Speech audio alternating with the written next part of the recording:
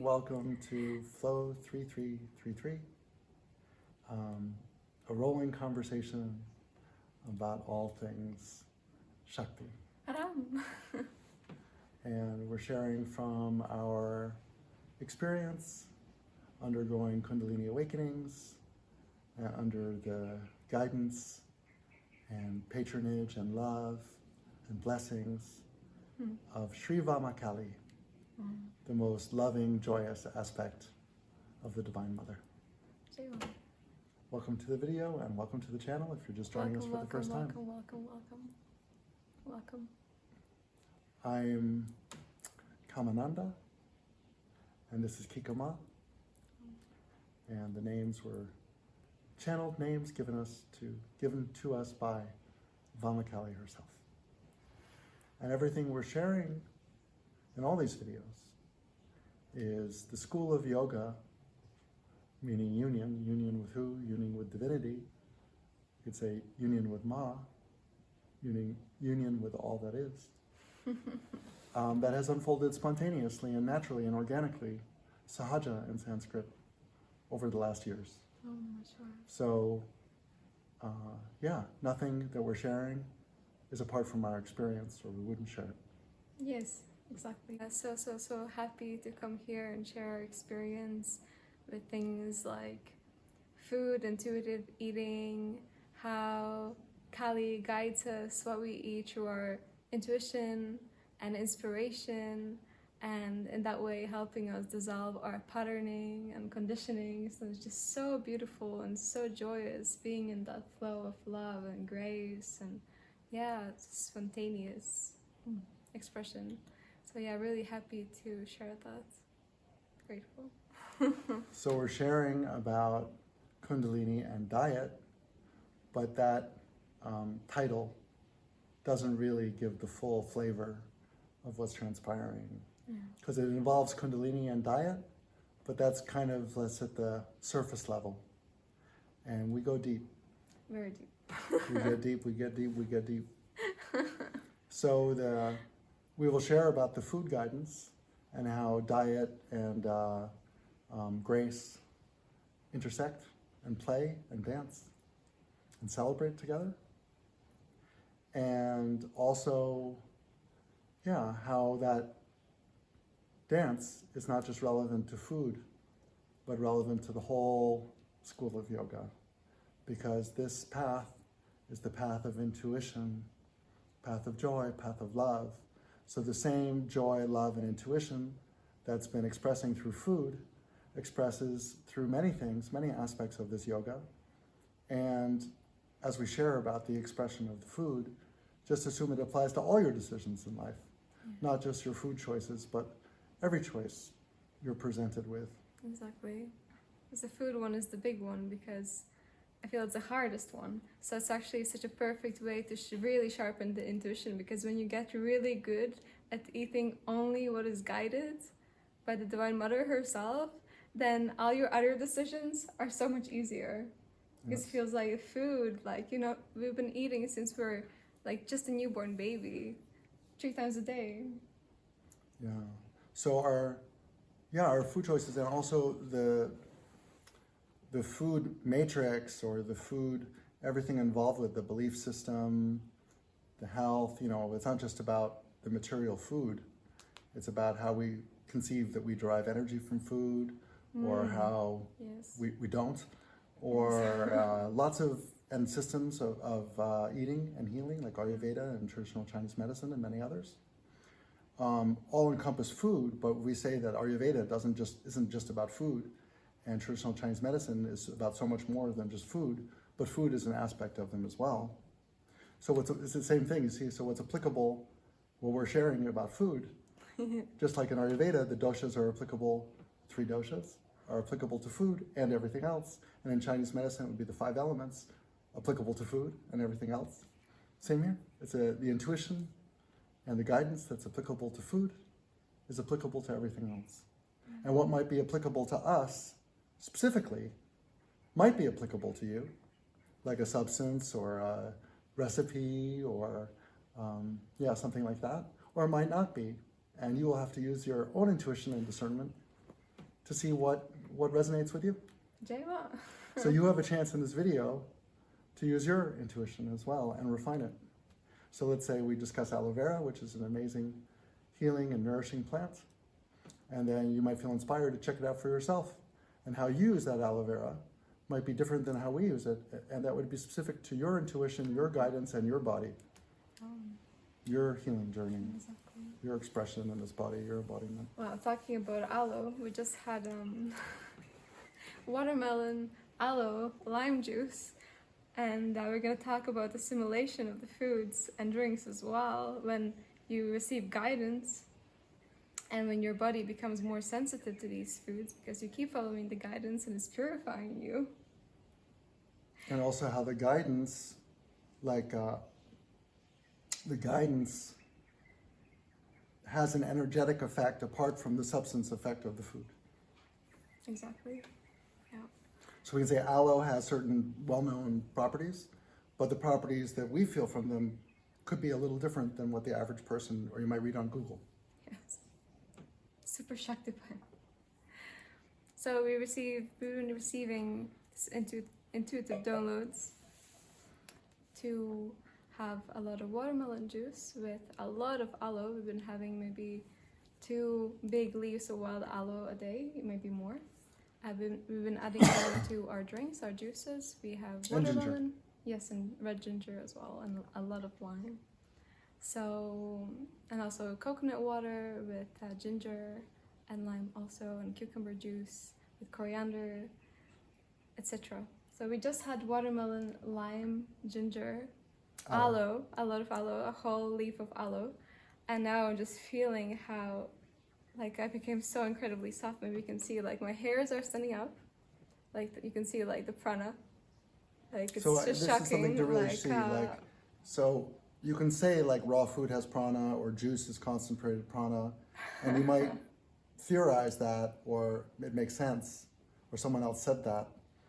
But when your hairs stand on end, so you can see the prana and the effect on the nervous system and the whole body system invigorating and enlivening by the hairs. Yeah. And so when this happens, and the mind-blowing thing, this pranic effect, this boost of vitality happening from the juice and from the aloe and from all the things, doesn't just happen from the juice. It happens from every food, whether raw or cooked, that Ma guides us to eat. It's shocking. So the first time it happened with, I think, steamed pumpkin, the bunny brain was blown because it's what? How could it be Doesn't possible? make sense. I used to be a raw foodist. How could it be possible that there's prana in the cooked food? But of course, in Ayurveda, they say that as well, that the prana is retained in the cooking process. It's cooked in Ayurvedic principles. Yes. But anyway, we don't need to know that theories anymore because all we know is we're there following it the is. guidance, and here it's happening with everything. It's Maybe you wanna bring your arm a little closer we're to the eating camera. the Shakti, We follow Shakti's guidance, we're eating the Shakti, and miracles happen with everything. Everything. My hands also from the aloe, I don't know if you'll be able to see, but super plump, filled with aloe, soft, shiny, also plump. the watermelon is the most hydrating fruit. Amazing. So it's more hydrating than water. That's another interesting thing. Is if you talk to people who are really into juicing, they'll share the same thing with you that watermelon really hydrates the cells, even more so than water. So the combination, if you want to look at it from a logical perspective, the watermelon is super hydrating the cells, and the aloe is purifying the cells, and also because it has the amino acids and all the other things that aloe has, it's also reconstituting the cells. So it's aloe is a purifier and a builder. It's a really interesting food. It's also one of the pure bitters, so very good for purifying. Pure bitters are good for, bitter gourd is the other one, very good for purifying. So it's purifying and building. So when you're on watermelon, aloe, lime, ginger, and I've been on it for 30 days in the past, you feel very strong. It's not like you're all weak and tired all the time. You might be in the beginning phases, but after 2 weeks, you feel super energized and strong. And it's the life force. Aloe has incredible life force. Look where it grows in the desert under very harsh conditions. So its life force properties aren't discussed much because we're in a material age and people think about what nutrients it has. Yeah. But it's so beyond that because it's not nutrients, it's aloe, the plant of immortality. I wonder why they said that. Was it just because the Egyptian mummies were in aloe? Preserved aloe? Or was it beyond that? Yes, exactly. So it's not just like we're using aloe, like, oh yeah, I use it on my skin sometimes. No, we're using copious amounts of aloe. Like they say in the internet that you should have aloe vera juice like a couple tablespoons a day. We're having like a leaf each minimum. And yet the next day there's guidance again to have the same amount of aloe and just liberally using it on the skin as well, which penetrates right to the blood system. So every time you use it on your skin, it's not just for the superficial skin surface, it's also penetrating through the lymph system down into the blood. So you're purifying by drinking it, and you're also purifying and building by putting it on your skin. So that's just one substance we're sharing about. And so how did this communion with aloe begin? Well, I got it in a download and in a vision. You need to go buy aloe and you need to start using copious amounts. So that's been part of the Ashram program for some time. Yes. And there are times I've been through lots of aloe for months and months and months. Other times I'm guided, usually if the weather is more chilly or something like that, or very damp outside, to stop its use. But when the weather is dry and sunny, the aloe is usually coming right up to the surface. Yeah. And it's just so miraculous. So miraculous. And how guided to the aloe, and then repeatedly guided to it, and the amounts to use, and everything. The other, like this intuition to use the aloe and how to use it. You know, it's like anyone can write about aloe, and even I might tell you some things about aloe, like the pranic effect you may not have heard. But how to use it, it's the art, right? Like the substance, but this guided to that substance. Yes. And then how to use that substance. That's an ongoing download, an ongoing intuitive interface with the divine. Yeah. Because if you're not using it correctly, it's a poison. So any substance could be a poison or for healing, like a boon. And it's not the substance itself, it's how it's used. The time it's used, whether it's the right time to use it, the body constitution, where you are in your journey with health and spirit. So that very same substance that works so well for you at one point, if you took it, for instance, during unguided and in the cold, damp season, you can see that it would contribute to like body dampness and maybe even toxicity and mold and fungus, even though the properties of aloe are to clear that.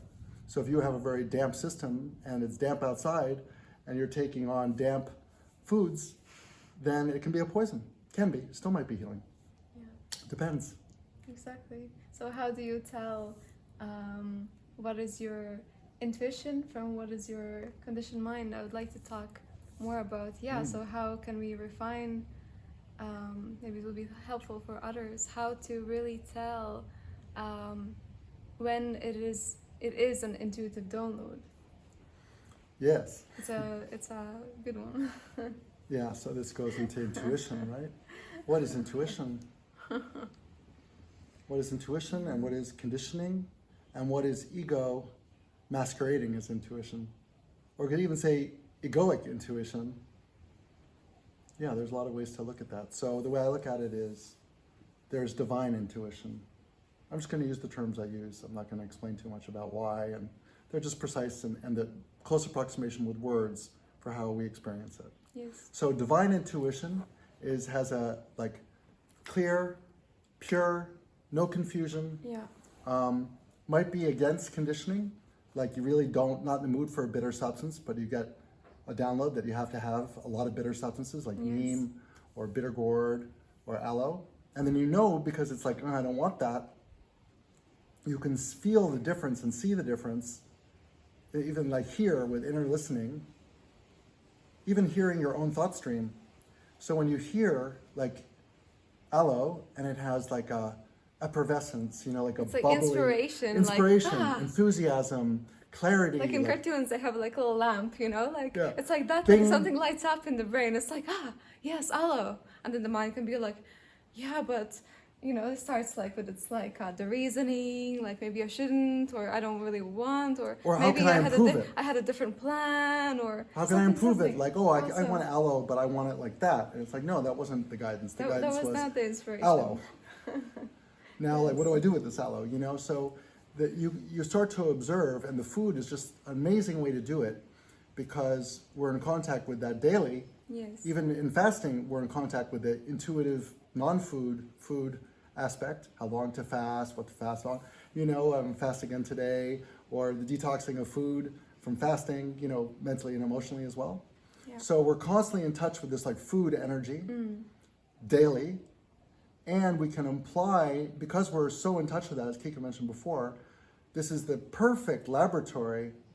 Perfect to apply this intuitive journey, and also purification of the intuition. Yeah. So, like the most common way that the ego, and we're not demonizing the ego either. It's more like the ego is like a computer, like yes, no, keep you safe, danger, fear, good, bad. Reviews the memories. Okay, I used it last time and it was like this. Or I didn't have a good experience with that before. No thanks. So, or yes, I always like that. I'll take it now. So that's the ego. When it tries to improve upon what the download is, boom, sign number one. So the way to tell is immediately a downgrade in energy. So aloe.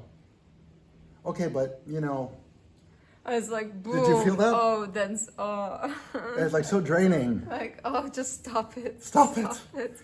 So when someone else does it externally, it's almost easier to pick up. Yes. But in your own mind, you're more in touch with that all the time, right? So you can hear from your own internal dialogue the energy. Just now we externalized it, but when you hear it internally, you can feel that same deflation. Yes. Versus expansion. And the minute you feel that deflation, then you know that's the ego. You could say aloe, and lime. You see, it's part of that same stream. Maybe I should also add something. You're killing me. So that's the way to everything. So let's say... It's perfect to have each other for that, because it actually happens. I say something... Yeah. So if you have friends or a partner or partners, whatever, then you can always check with them, like, what's your intuition? If you share a space together and you're in partnership, and you're kind of like two peas in a pod, then the intuition becomes you can refine it even more and even more powerful. That's so fun. When you have a partner who has a very strong intuition as well, you check like, okay, I'm feeling this, like, what did you get, and whatever. And without trying to influence them or convince them or pressure them, just like, oh, I got this, oh, I did too. And okay, let's investigate that together. So it's really incredible. And then going back to the food. So does that explain, like, to answer your question about like how do you tell? It's the energy. That's how you tell. And the mind stream, and the feeling of the mind stream, and also the intuition is just clear and simple. So anything that's more like digressed or like confused or elaborate or complex, ego. I'll have take 2 weeks to feel into it. Let me feel into that. 6 months later. Yeah. It's funny, in Abood we live in a spiritual community, and people often say, let me feel into that. And I'm like, what's wrong with right now? Isn't that what we're doing? It's like, yes or no? Yeah, but it's also like, let me feel into that.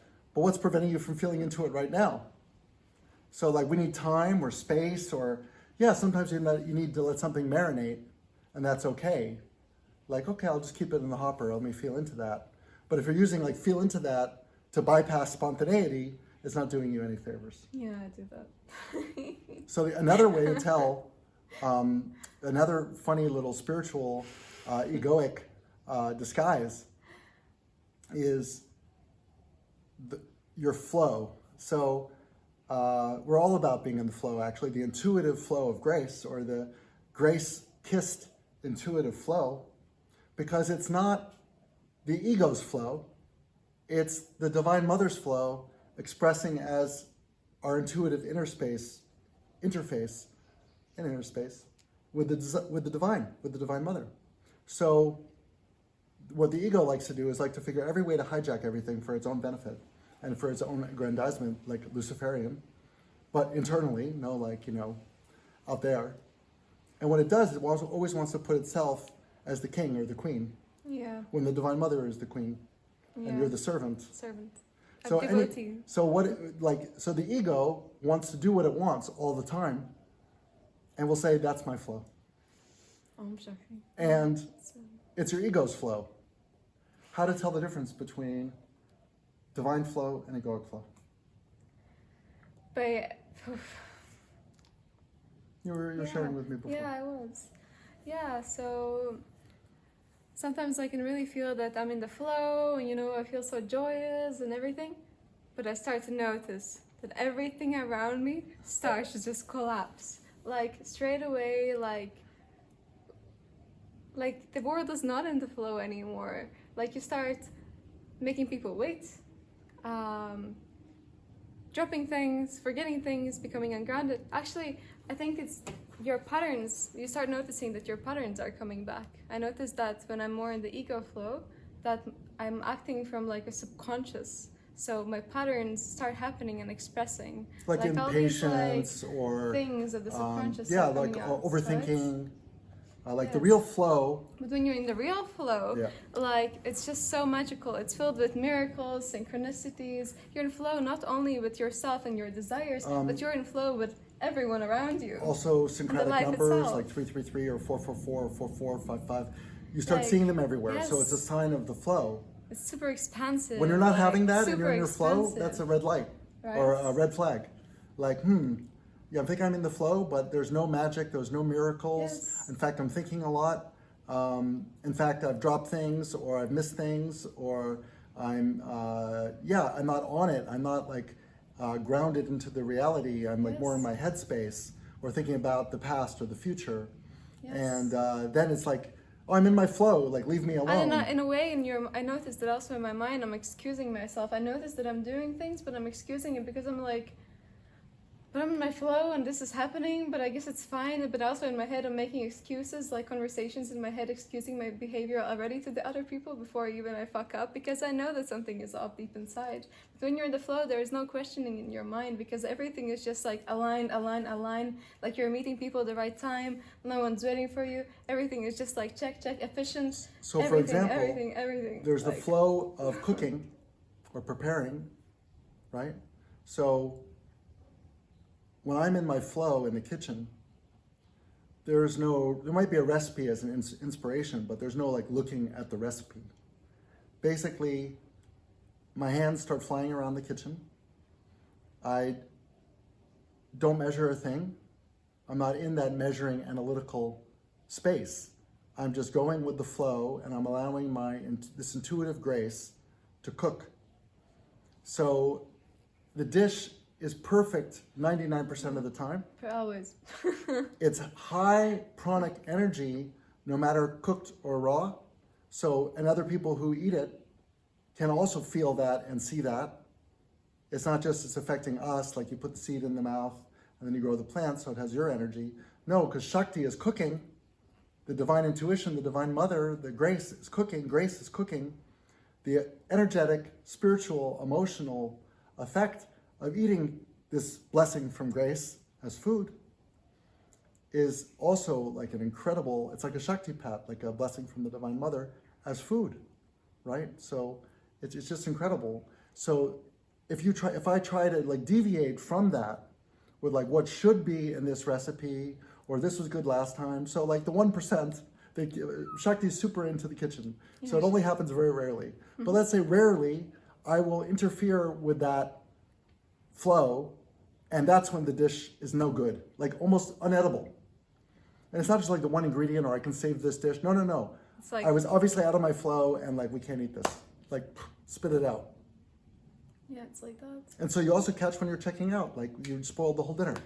So like kind of like in India where they say like if the shadow of a lower caste person falls on the Brahmin's 1 grain of rice in the dish, you have to throw the whole thing away. Maybe that was kind of a metaphor at some point. And it was like your unconsciousness, fell on the 1 grain of rice, and now your higher self cannot eat it. Yes. Yes. Wow, Exactly. that teaching just came through in a way I never saw it before. Yeah, that's precise. So this intuition, the other thing I wanted to share is how another teacher, shout out to Christopher Wallace, he's great. He wrote a blog piece called Antidoting Your Tendency. So that is when you know your tendency, like I love sweet foods, but the download is bitter, then you know that's probably intuitive guidance. And you can be like, yeah, but sweet is so joyous, you know. Yeah, Start then you to know try that's to already that excuse energy. Like, yourself. oh. And it's like, Even though she's smiling no. and sweet, it's like, Yes. and then if you know you always crave sweet, and you're eyeing sweet mango, then there's I call it red flag, like one red flag, two red, like, because I'm antidoting my tendency. My tendency is to eat the mango, as most people prefer sweet. Look at the health of people today because of the over sweet influence. So I know that, and I know I love mangoes, so then I know red flag on mangoes, and only really if my hands go there or I get a specific download. It's like, yes, suddenly or like you just realize I have to buy it. explosive joy, like I need that right now. But anyone, wow, the mangoes look so good today, or they're so juicy and yellow, or look at them, or look at the smell. Nope. I want to share our experience with avocados. Please. So another way of us sharpening our intuition, how we actually love and prefer to be, and where we aim to be, is to be in a state of like I would say like only eating when we get like a clear download, right?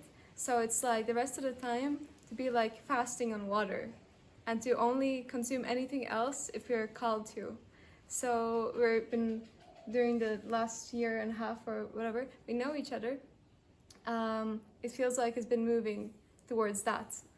And even though it's all been intuitive, like it's sharpening and sharpening, sharpening until like it's really clear. So for the last couple or few days, we've been feeling to start fasting on water. And It's not really like fasting on water, again, is the kind of material aspect of it. But the reason for the fasting on water was exactly what Kika is sharing, which is water is so neutral. Even Yes. for some water, water becomes not neutral. Like it's neutral until it's not. And then you may not need, water, whether you drink water or not, also becomes intuitive.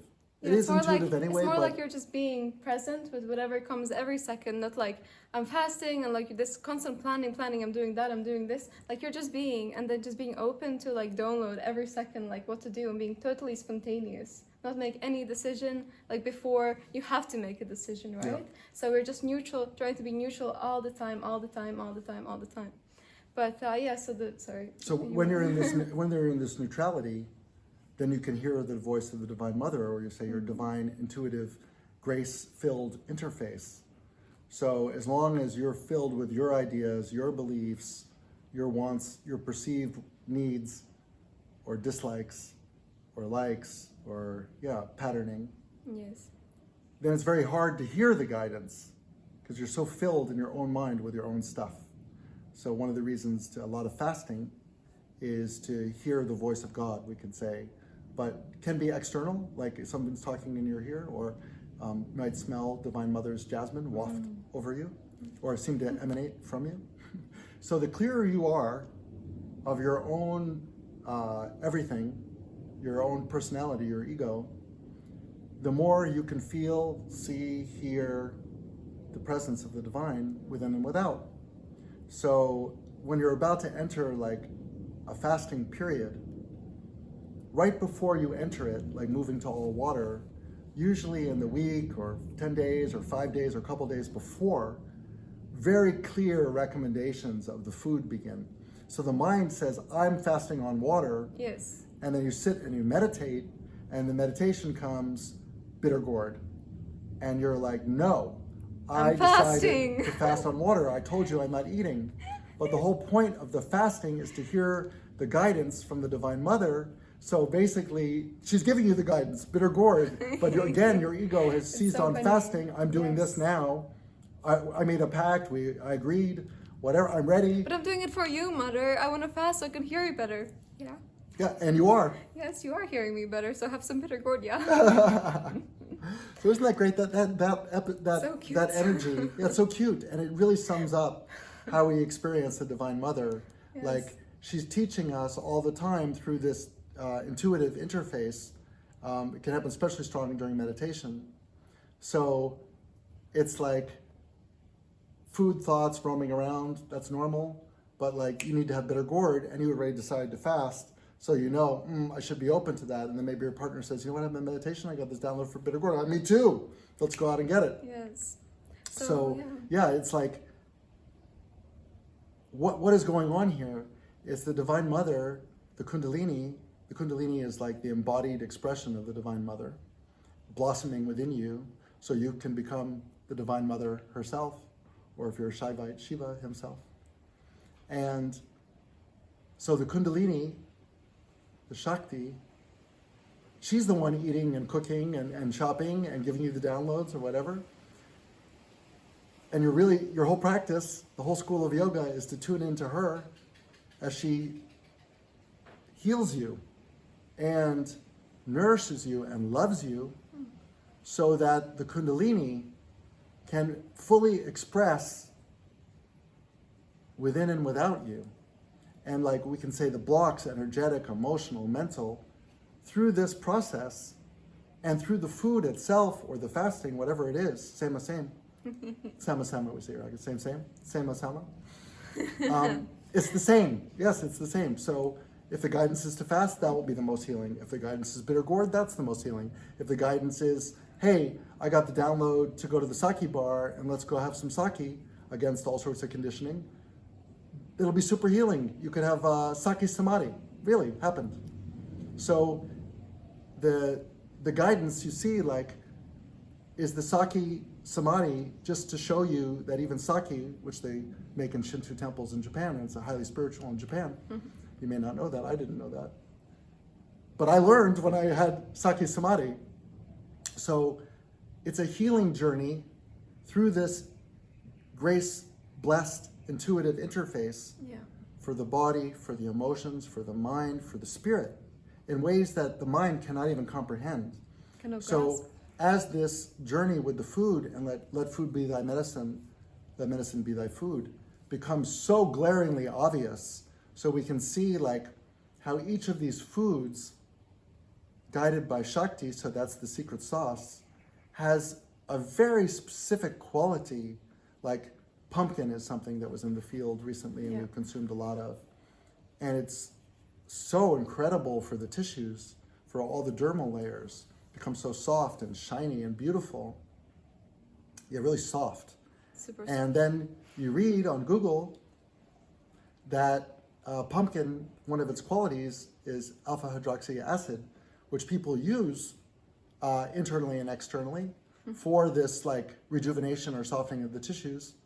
And all rejuvenation would have to be like softening the tissues like a baby, to go from stiff, old, to young and supple. That would be detoxifying and rejuvenating. So it's such a rejuvenating food, pumpkin. But I never knew it before. Ma took us in a deep dive into pumpkin. Yeah. And you could really see like the effect on the skin, the effect on the tissues. In fact, like you start looking like a pumpkin, or like if you have salmon, you start looking like a salmon, or shiitake, you start looking like each of these substances, and all conditioning about vegan, vegetarian, carnivore, raw foodist, all has to be dropped. Yeah. So Ma, if she's blessing that choice and guiding you to it, it's the most healing thing you can do. It doesn't matter, raw, cooked, vegan, vegetarian, whatever. And it really matters that you tune in and follow her guidance, like the sake, no matter how contrary to your current conditioning it might be. And in this way, she's clearing all your conditioning and also the quality, right? So like the alcohol or the special mystical properties of this sake, blessed rice wine from a Shinto temple, clear something in the brain, like on a physical level, like some block in some nadi that you're totally unaware of, and you also needed to have it for that. And that's why you went into samadhi. Well, you wouldn't really know that unless she told you, but you could surmise it because it's a very strange experience. And then over the course of this intuitive journey with substances, the alchemy, the intuitive alchemy of grace, you can see how it's a constant healing stream. Every food, every choice that she's guiding you to is healing and rejuvenating and enlivening. Yes. Even, what would be thought of as very dense, heavy, tamasic substances. Like in the right circumstance, meat can be healing. Even in Ayurveda, most people aren't aware that they use mutton for healing for people who are anorexic. And they might give them a mutton basti, a mutton enema. They're severely anorexic. This is what helps heal them. They need that, even though, most of Ayurveda is vegetarian.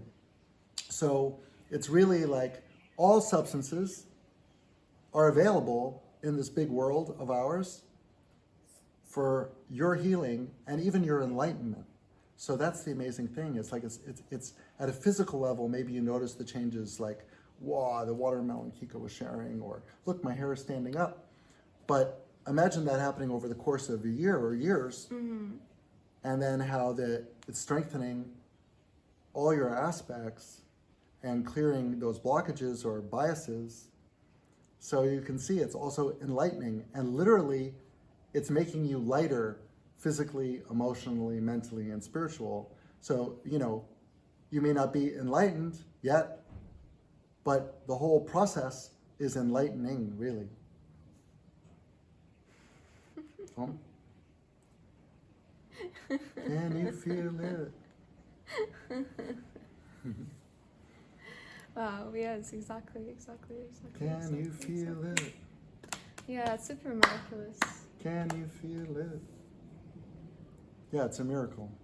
I wanted to share another few things. Yes, please. No, Oh, there was an avocado story. Yes, there was, and Sorry, so many fun things happened that I went off on a stream. on the journey. Yeah, I totally agree with Tim was sharing, and I also wanted to mention about the assimilation of the food again. Like he was sharing, like you start to look like a pumpkin, you start to look like a shiitake. What does it mean? Like, it's not like just like an imagination, right? It's like we have a shiitake broth with shiitake mushrooms for the first time, like in years.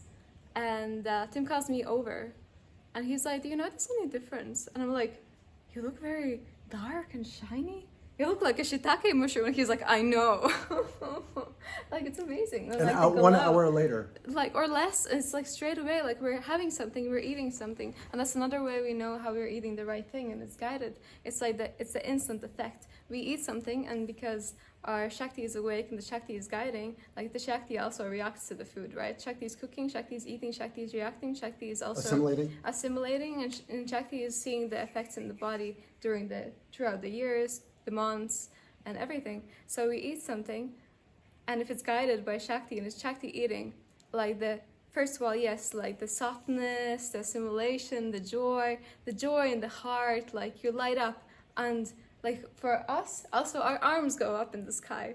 Like Shakti is so happy. It's like no matter what the substance, it's like whether it's perceived as light or heavy, yes, and that's another way you whatever know. It is. It's like when like you eat it and you're not feeling like, the joy and your arms aren't going up in the air. They're so vocal. It's like, oh my God, yum! This is the best thing I've ever had, best meal of my life, and like all these experiences. Even the same dish you've like, made 100 times, suddenly this is the best one. And like every time you're like, this is the best one ever. This is the best one ever. No, this is like wow, and we're just mind blown every time. Like it has that quality about it.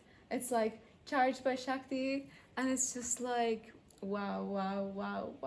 We eat salmon, like the hair starts glowing instantly, and it's really like, yeah, it's about the guide. Like it's just following the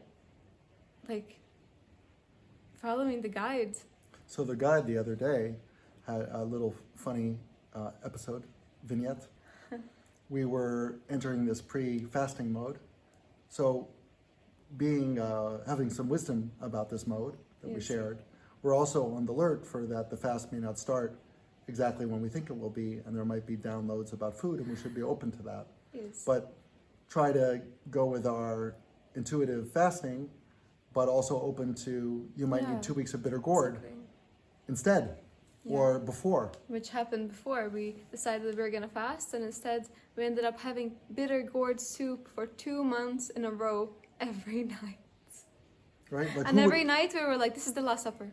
yeah, I don't want it anymore. I'm really at my, Like that's it. And the next There were day, 3 of around us. 12, Yeah. we all are like, yeah, 3 of us, like you, Romy, and I. And yeah, every afternoon we're like, yeah, bitter gourd again. and we would It's empty like incredible. the refrigerator, no more bitter gourd. We have to go out and get it. And we were all like intuitively, everyone's like bitter gourd. And it was so perfect. Like, Almost at the same time. Like everyone Yes. looks at each other, bitter gourd.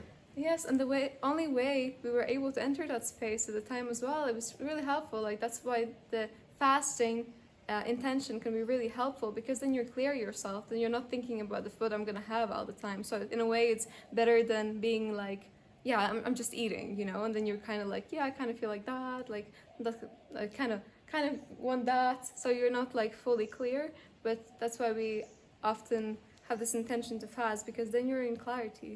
You know? And then we're trying to transition to that, or it feels to transition to that as a standard mode of operation, that we're Yes. always like fasted, or the Yeah. fasted heart set, mindset, Yes. and then whatever intuitively is guided is there. So constantly refining to get to that point. So what happened the other day was we were out on the avocado. scooter. Yeah. The avocado story, finally. Here we go. We finally, 40 minutes later, but it's a good one. It's a good one, yeah. And we went to one of the fruit stands where we buy fruits and veg.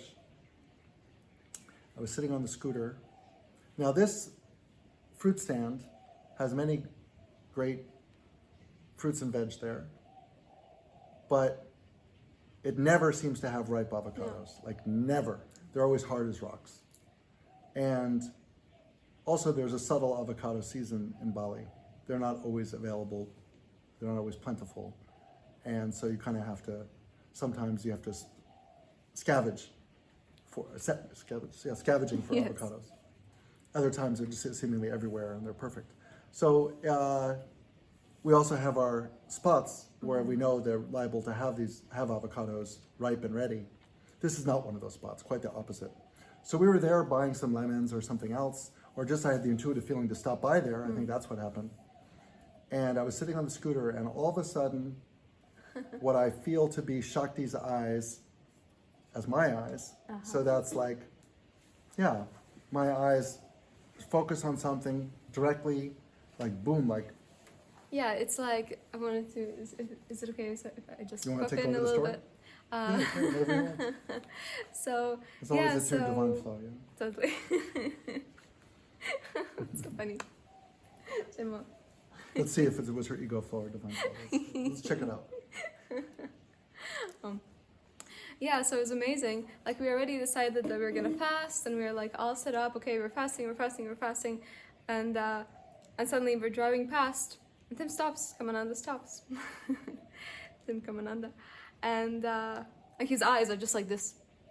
I'm like, Right. you know, it's not Tim's eyes. It's like just staring. Kundalini's looking. Kundalini's looking through Like, the eyes over here. My eyes intensely looking through the eyes of this body, just like this, you know, like you know that it's not conditioned. You didn't want avocados. They don't even look that good. They were like dark. Usually when they're in that basket, they're like overripe. But we have to pull by.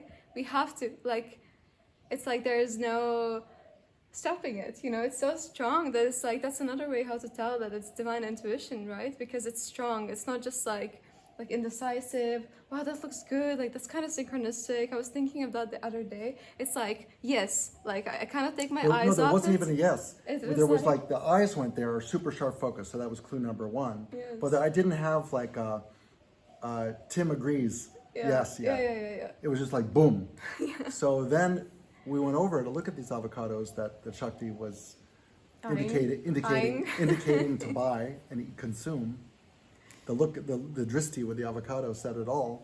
The communion, like dristi, the reason why you dristi, which is the Indian like staring contest, is to commune with the energy or the being you're doing the dristi with. You dristi with a yantra or with a god, goddess. With or avocado. and this was a dristi on the avocado, like you need to commune with that avocado. And so That's we so went over cute. and looked at the avocados, and they had a very dark coloring which is not usually the colors of the avocados here. They were quite large, which was also unusual, like big avocados.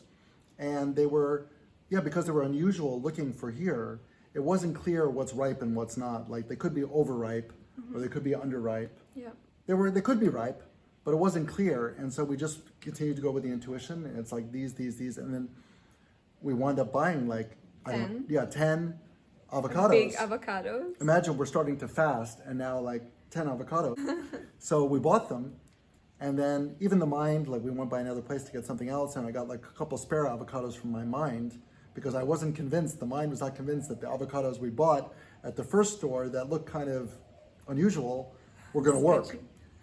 And naturally we wound up eating the 8 avocados that worked, and I never even touched or wasn't interested in the 2 spare avocados that my mind wanted. Bought with the mind, yes. So when we got home and we started preparing like a really amazing guacamole, like my God. The best avocados of our lives. They almost tasted like they're so fruity and sweet. Like durian. Like a durian. Like, yeah, but in the best way creamy, of durian. Like creamy like durian. Creamy like durian with a sweet, not a sulfury like durian, but like a sweet hint of it. Almost like it had grown in it near the durian. Flowery, or it had been weird. Yeah, like I never had an avocado in the decades of consuming mass quantities of avocados.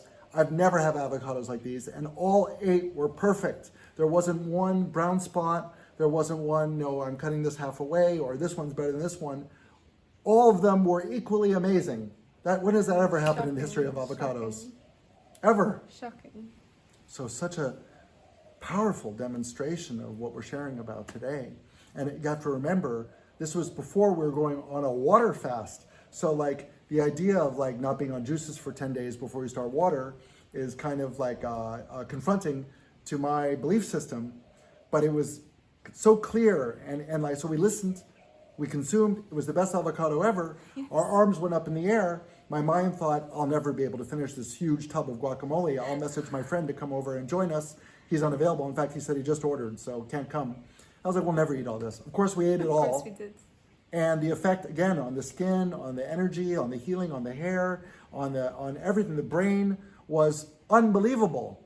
So, arms were up in the air, the healing quality, but it's way more fat or avocado than my mind. I don't think I've eaten that much avocado in one sitting in well over a decade. Yeah. Since I tried to be more conscious about my eating. So imagine like breaking all those gut conditioning and the healing that was on the other side of it. It's not the avocado, it's not everything, it's the guidance and following it. So basically Krishna says in the Bhagavad Gita, I'm going to paraphrase, and I don't know Sanskrit, but it's more like, by one pointed focus on the Lord, Krishna, on me, Krishna, is the path to liberation. So in the same way, by focusing on the Kundalini, the embodied aspect of grace, by focusing on it full time is a whole path of yoga. You see, you're one point to focus on the Lord, or Ma in this case. So that's the whole journey, you see, by constantly tuning in, by being open to receive, by following the guidance, by communing with that guidance, you are focused on God the whole time. You say, like, meditate on God. What does that even mean? This is the embodied way through food. Yes, how you can connect with the divine. How you can connect with the divine. Through your intuition, discernment, and wisdom. Yes, and growing wisdom. Like, no one has to tell you the property of aloe vera. You know. No one has to tell you about sake. You can confirm it on Google, but you know. Yes. You know, it's part of your thing. And then it can be applied to others, right? So... Also, if you eat something that generally is not even good for you, but it's guided, because there could be also some other reason. I've noticed that sometimes, my friends are having chips, or or someone is offering me a cake. And with my mind, I know that maybe I shouldn't have that cake. But there's maybe in that situation, there's some energy exchange that needs to happen, and you're being guided to have some Or just the joy. You feel joy when you look at that cake that is not the joy of looking at a cake. It's like Ma's joy.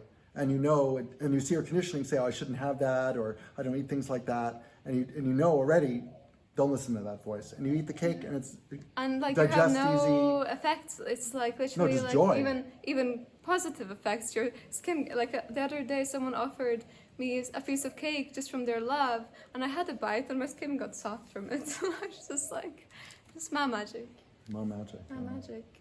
Exactly. Cool. So yeah, it's all about my magic. discerning that and following that and following this grace and communing with the grace. communing. So that's the really overarching theme that, you know, we're using the food as the most prominent example. People say inviting grace, you know, that's something that people can say, like you can invite grace, or if you take one step toward the divine will take 10 steps towards you. Or, yeah, you can choose the feeding the angels or feeding the demons. There are lots of ways to look at this, or feed your ego or feed your divine self. So we have this like decisions all the time, and having this blessing supercharges that process and refines it, sharpening your intuition and discernment with everything, where to go, what to do, how long to meditate, who to meditate with, you know, every aspect of your life until you are really in divine flow. The body is in divine flow, the emotions are in divine flow, there's no conditioning, there's no shouldn'ts, there's no mental resistance, there's just the mind becomes a servant of this divine flow rather than a dominant trying to control things or whatever. The ego is still present maybe, but it's in a severely backseat or dissolved-ish form, where it realizes, even the ego starts to realize that its plans, its beliefs, its designs are not as efficacious as the divine flow. So that's when it moves into the backseat. It still might try to assert itself. But even the ego can see, like, wow, you're healing, and it wants you to be healthy and safe and even enlightened. The ego would love that. So as long as it sees it's working, might still be flutter back there with doubts, but it will allow this experiment to intensify, which is really incredible. It's like really incredible that the divine grace is moving you towards, enlightenment. And everything is part of that journey, whether externally or internally. There is really no external or internal. So the food, the people, the choices, the place you're living, the guidance to go somewhere or do something or not, or how the healing journey, or your business even. Like we're not quite there yet. Like how to be in that flow with like something more material or more like matrixy. Like how can you be in that divine flow, dealing with lots of other people who are not, or more in ego consciousness, and stay in your center about that. That's a further refinement and step.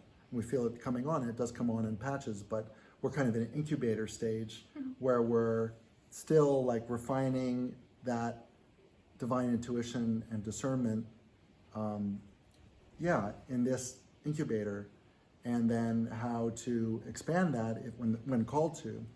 It's a feeling that it will be expanded, and then everything will be that. That's like a step down the line, And so that's the whole school of yoga, is really like, you can say like, you're in pranam, like a divine, humble bow to the divine. How you could say, let my will be thy will and thy will be my will. So that's what that means, right? So it's like, we are taken over.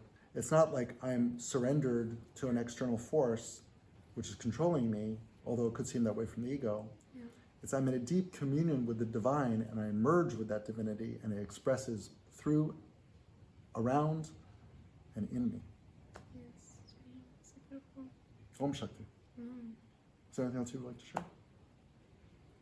Or you feel complete? I think I feel complete. Me too. It's been really beautiful. And Jai Ma means victory to the mother. Yes. The mother is you. Yes, and that's the other thing the only thing I wanted to mention as well is that you surrendering to this divine will is actually you surrendering to your own highest self. Because you are Ma, you are God, you are Shakti, you are Shiva, you are God, but not you, the ego. You, your higher self, this guidance, these downloads, this inspiration, this clarity that comes, these moments, that is you. So follow those moments, that is the real you. And everything else is not you, so Jai Ma. Om Shakti. So grateful. Thank you. Love you. Love you. Om Shakti. Jai Ma. thanks for joining us, and we'll see you again real soon. Oh no,